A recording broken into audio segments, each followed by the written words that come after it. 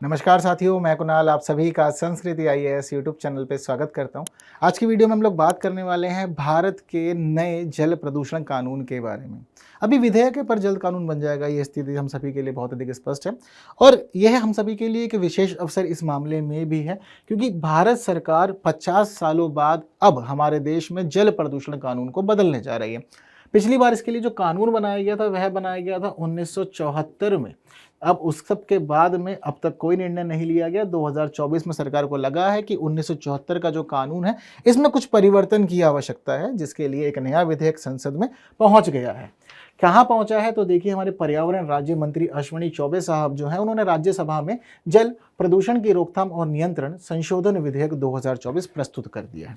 चर्चा चल रही है और बाकी इससे संबंधित जो भी चीज़ होगी हम लोग देखेंगे, लेकिन ज़रूरी है हम सभी लोगों के लिए यह समझना कि इस विधेयक में क्या क्या खास बातें हैं और पिछला जो भी अब तक का हमारे देश में व्यवस्था बनी हुई थी, जो कानून है हमारे देश का, उससे यह विधेयक किन किन मामलों में अलग है। इस सब स्थिति को हम लोग समझते हैं। उससे पहले एक प्रश्न देख लेते हैं जो हमारे से आने वाली परीक्षा में पूछा जा सकता है। यदि चीज़ें पता है तो कुछ नहीं, बस आंसर कमेंट कर दीजिए और अपने मेंस के लिए नोट ज़रूर बना लीजिएगा क्योंकि यह मामला बहुत अधिक खास है आपके जीएस पेपर 3 के लिए। जीएस पेपर 2 में यह इस मामले में जाएगा कि एक विधेयक है, तो विधेयक के अगर हम लोग बातचीत करते हैं तो विधेयक के अकॉर्डिंग ये जीएस पेपर 2 का हिस्सा बन जाता है। लेकिन जिस तरह पर्यावरण की बात हो रही है, पर्यावरण संरक्षण की बात हो रही है, प्रदूषण की बात हो रही है इसके अंदर, तो जीएस 3 का हिस्सा ये बन जाएगा। तो इसके अकॉर्डिंग आप लोग को समझनी है चीज़ें क्या क्या मामला हो रहा है। तो देखिए, जल प्रदूषण रोकथाम और नियंत्रण अधिनियम जो 1974 में तैयार किया गया था, अब उसको यह रिप्लेस करेगा, उसमें कुछ संशोधन करेगा, चीज़ों को बदलने का काम करेगा। जैसे ही यह जो विधेयक है यह पारित हो जाएगा और राष्ट्रपति की सहमति लेकर के कानून बन जाएगा। कानून बनने के तुरंत बाद सबसे पहले इसको हिमाचल प्रदेश, राजस्थान तथा भारत के सभी यूटीज़ के लिए लागू कर दिया जाएगा। ऐसा क्यों? क्योंकि यही शुरुआती व्यवस्था है। अभी इन क्षेत्रों में ही जल प्रदूषण के नियंत्रण के लिए इसको लागू किया जाएगा। इसके बाद में अगर जो बाकी राज्य हैं वह चाहते हैं कि उन तक भी इसका विस्तार हो और इस विधेयक के या इस कानून के प्रावधान उनके यहाँ भी लागू हो, तो उन्हें इसके लिए पूरी व्यवस्था फॉलो करनी होगी, प्रस्ताव करना होगा, तब जाकर के सब चीज़ें लागू हो जाएंगी।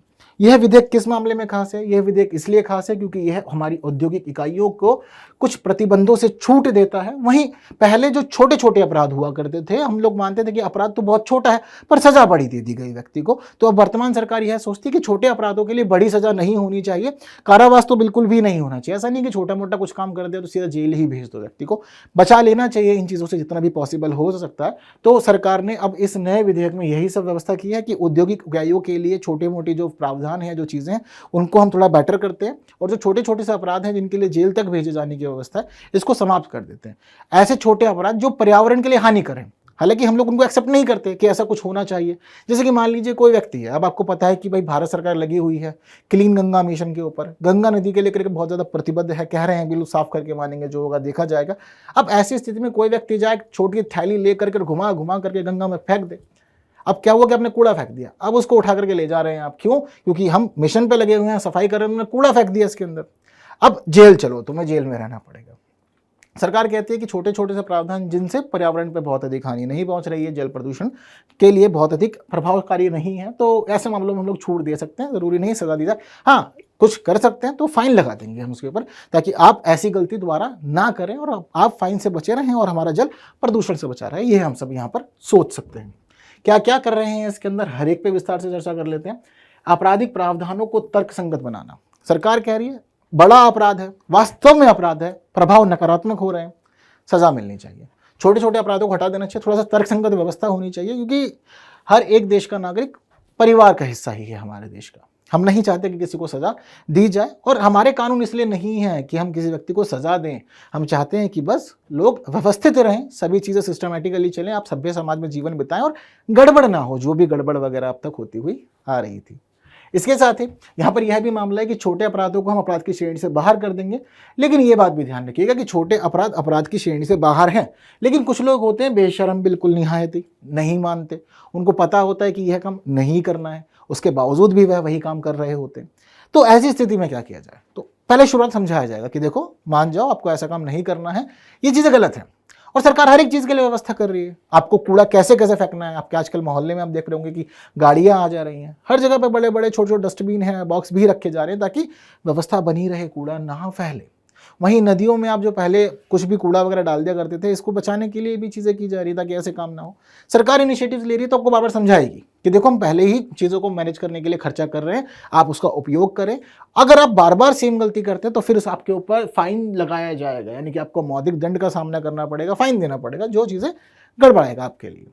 इसके अलावा हमारे देश में जो व्यवस्था थी वह यह थी कि एसपीसीबी अलग अलग संयंत्रों को, औद्योगिक संयंत्रों को परमिशन देते थे। एसपीसीबी क्या होता है? स्टेट पॉल्यूशन कंट्रोल बोर्ड होता है।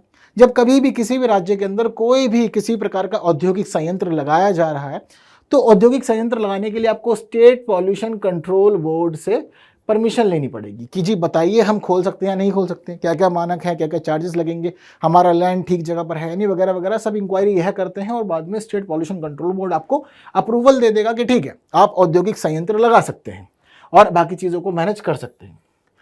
अब की स्थिति क्या हो गई है, जो हमारा नया विधेयक है उसमें यह ऐड किया गया कि केंद्र सरकार एसपीसीबी से बात करेगी, मतलब इनका जो बोर्ड है, जो इनके अधिकारी वगैरह उनसे बातचीत करेगी, उनसे पूछेगी कि आपके राज्य की स्थिति क्या है। देखो हर राज्य की स्थिति अलग अलग होती है, कुछ राज्यों में नदियाँ ज़्यादा है, कुछ राज्यों में नहीं है, बहुत कम है, सबकी स्थिति अलग अलग है ना, कुछ में एक आधी ही नदी देखने को मिलती है। तो एसपीसीबी से बात करेंगे कि देखिए आपके यहाँ पर बहुत सारे संयंत्र लगे हुए हैं, क्या सभी संयंत्रों को आपके द्वारा निर्धारित मानकों का पालन करना जरूरी है? अगर आप इन सभी क्राइटेरिया में से कुछ कुछ संयंत्रों को कुछ कुछ छूट देना चाहें, आप सोचें कि ठीक है कुछ कुछ संयंत्र ऐसे हैं जो बहुत अधिक पर्यावरण के लिए हानिकारक नहीं है या जल के लिए हानिकारक नहीं है, चीज़ों को मैनेज किया जा सकता है। ऐसी स्थिति में अगर आप छूट देना चाहेंगे तो किसको छूट देना चाहेंगे? आप इनसे सुझाव मांगेंगे।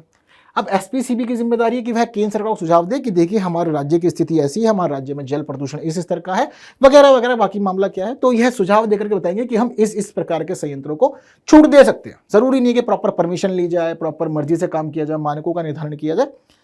तो उसके बाद में जब केंद्र सरकार के पास सुझाव पहुंचेंगे तो केंद्र सरकार अंतिम निर्णय लेगी, प्रॉपर फॉर्मली लेगी। ऐसा नहीं कि मतलब कैसे ऐसा भी लगा ठीक लगा या फिर हो ना शुरू हो गया काम, नहीं, इसके लिए प्रॉपर गाइडलाइंस जारी की जाएंगी, प्रॉपर सिस्टमेटिकली सारा काम होगा, उनके लिए एक एनओसी जारी की जाएगी ताकि आप बिना किसी दिक्कत परेशानी के अपने औद्योगिक संयंत्रों को मेंटेन कर सकें। इसमें खासतौर पर अगर कुछ शामिल हो सकता है तो देखिए जल निकाय शामिल हो सकते हैं, सीवर या भूमि में सीवेज का निर्वहन करने वाले जो अलग अलग औद्योगिक संयंत्र है वह शामिल किए जा सकते हैं, इनके लिए अधिक संभावना है। लेकिन ये भी निर्णय लेने के बाद में, ऐसा नहीं कि मतलब केंद्र सरकार निर्णय नहीं लिया, आपने विधेयक सुन लिया, वीडियो देख ली तो शुरू हो गया, नहीं, अभी बातचीत होगी, बातचीत के बाद में आपके राज्य के लिए जो अंतिम निर्णय आएगा उसके अकॉर्डिंग काम होगा। अभी की स्थिति यही है कि एसपीसीबी से ही परमिशन लीजिए और उसके अकॉर्डिंग ही सारे काम कीजिए। अगर आप इसको फॉलो नहीं करते हैं, बातें नहीं मानते, तो आपको 6 साल की कैद या जुर्माना लगाया जा सकता है। जुर्माने की सीमा निर्धारित है 10,000 रुपये से 15,000 रुपये तक। इसके अलावा आपके यहाँ पर जो सर्विलेंस उपकरण आपने लगा रखे हैं, सर्विलेंस इक्विपमेंट है, सीसीटीवी वगैरह हो गया है, बाकी और जो मॉनिटरिंग सिस्टम है आपके यहाँ पे, अगर आप उससे भी छेड़छाड़ करते हैं तो उसके लिए भी इसी प्रकार का जुर्माना लगाया जा सकता है 10,000 से 15,000 रुपये तक का।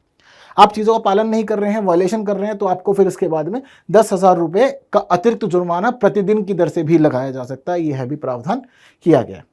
हालांकि यह पैसा सरकार के पास नहीं जाएगा, ये सारा पैसा जाएगा पर्यावरण संरक्षण कोष में, क्योंकि यह जो विधेयक है यह विधेयक पर्यावरण संरक्षण के उद्देश्य से ही तैयार किया गया। तो जितने भी लोग जुर्माना देंगे उन सबका पैसा पर्यावरण संरक्षण कोष में जाएगा। और अगर आप लोग इस प्रकार से फाइन भरते हैं, आपको फाइन देना पड़ रहा है अपनी किसी न किसी हरकत की वजह से, तो आपका पैसा पर्यावरण संरक्षण कोष में जाएगा।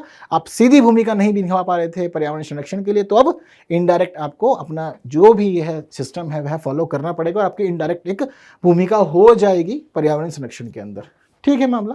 तो यह कुछ प्रमुख प्रावधान किए गए हैं। इसके अलावा इसमें यह भी प्रावधान किया गया कि मान लीजिए कि बहुत सारे जो अपराध, हम हर एक अपराध को परिभाषित नहीं कर सकते ना, जल प्रदूषण की बात है, कुछ ऐसे अपराध जो अपरिभाषित रह गए हैं विधेयक में, अब क्या किया जाए?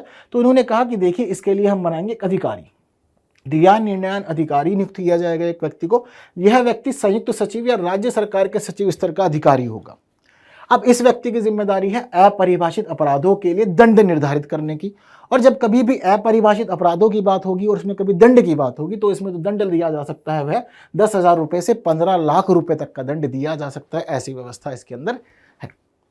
क्लियर है बात? तो मतलब जितने अपराध परिभाषित हैं, जो जो चीज़ें गड़बड़ा सकती हैं, इनकी उम्मीद है उनके लिए तो सब चीज़ें क्लियर। इसके अलावा ऐसे अपराध जो अपरिभाषित है सिस्टम में, लेकिन आप उसके बावजूद चीज़ों को कर रहे हैं, तो उस स्थिति में फिर 10,000 रुपये से 15 लाख रुपए तक का जुर्माना लगाया जा सकता है और अधिकार है इनके पास में।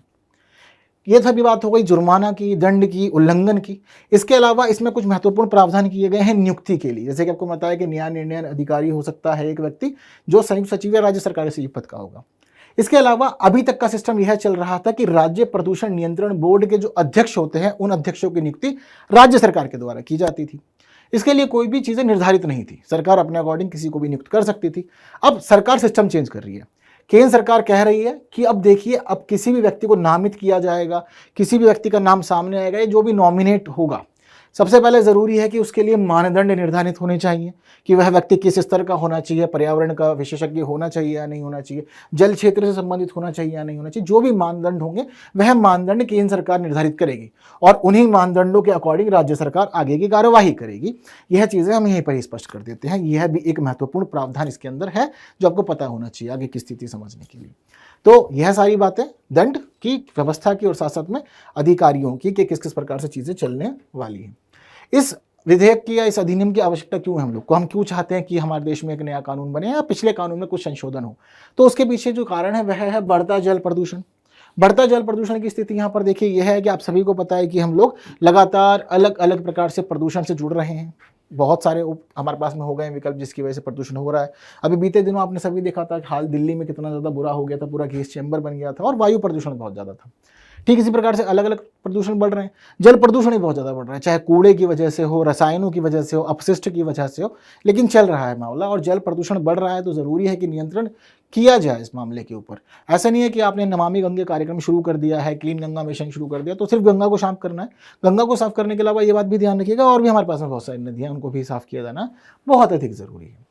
छोटे छोटे जो उल्लंघन होते हैं, अब तक लोगों को दंड भुगतना पड़ता था, तो चाहते हैं कि उसके लिए दंड समाप्त हो जाए। मुख्य रूप से कारावास तो उनको ना ही दिया जाए, क्योंकि काफ़ी ज़्यादा दिक्कतें होती हैं। छोटे छोटे अपराध में भी आप जेल चले जाते हैं और जेल में अगर चीज़ें बहुत बार हम देखते हैं कि गड़बड़ भी हो जाती है, आप फाइन भर सकते हैं। यह व्यवस्था इसमें जो मुख्य रूप से शामिल किए गए हैं छोटे छोटे उल्लंघन, वह यह इस मामले में है कि यह पर्यावरण के लिए अहानिकर है। बहुत अधिक नुकसान या नुकसान नहीं पहुंचाता पर्यावरण को तो ठीक है, मैनेज किया जा सकता है।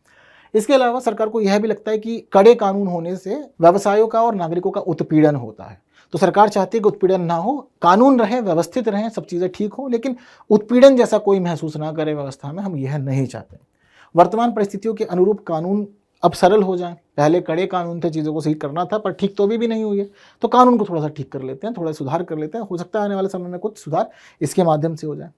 प्रदूषण नियंत्रण कार्यनीति हेतु योजना निर्माण करना। अब तक जो भी चीज़ चल रही थी ठीक है, आने वाले समय के लिए और अच्छे से कार्यनीति निर्धारित करनी है, उनको प्रभावी तरीके से लागू करना है ताकि चीज़ें ठीक रहें, ना गड़बड़ाएं और हम आने वाले समय में स्वच्छ जल की जो परिकल्पना कर रहे हैं वह सही सिद्ध हो सके, पूरी हो सके।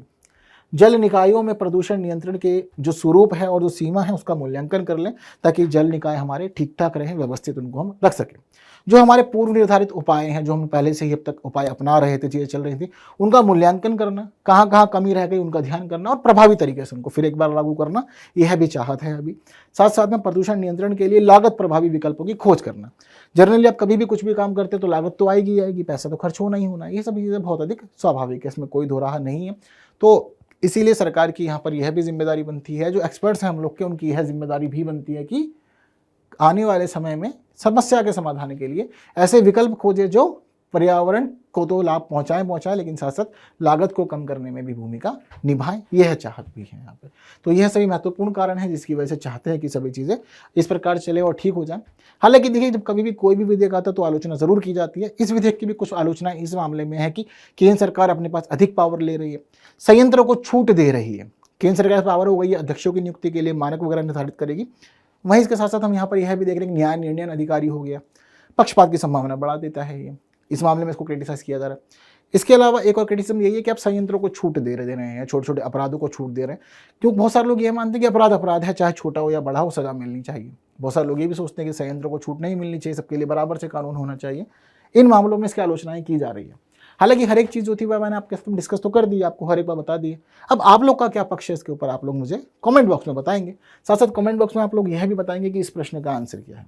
जल्दी से इसका आंसर भी कमेंट कर दीजिए, क्योंकि आप लोगों ने पूरे वीडियो को अच्छे से जाना, समझा, मामला देखा, तो आंसर आप लोग दे दीजिएगा। अपने नोट्स ज़रूर बना लीजिएगा ताकि एग्जाम में बातचीत हो कहीं भी तो आपको कोई दिक्कत परेशानी ना हो। हम लोग अगले वीडियो में मुलाकात करेंगे और आप लोग इस वीडियो को बाकी साथियों तक जरूर शेयर करेंगे, बिना लाइक किए बिना नहीं जाने वाले हैं। आपको आंसर चाहिए तो देखिए आप लोग के स्क्रीन पर है। उम्मीद करता हूँ कि चीज़ें ठीक रही होंगी। अब अगली वीडियो में मिलते हैं कुछ नई बातों के साथ, तब तक के लिए विदा दीजिए। Thank you so much.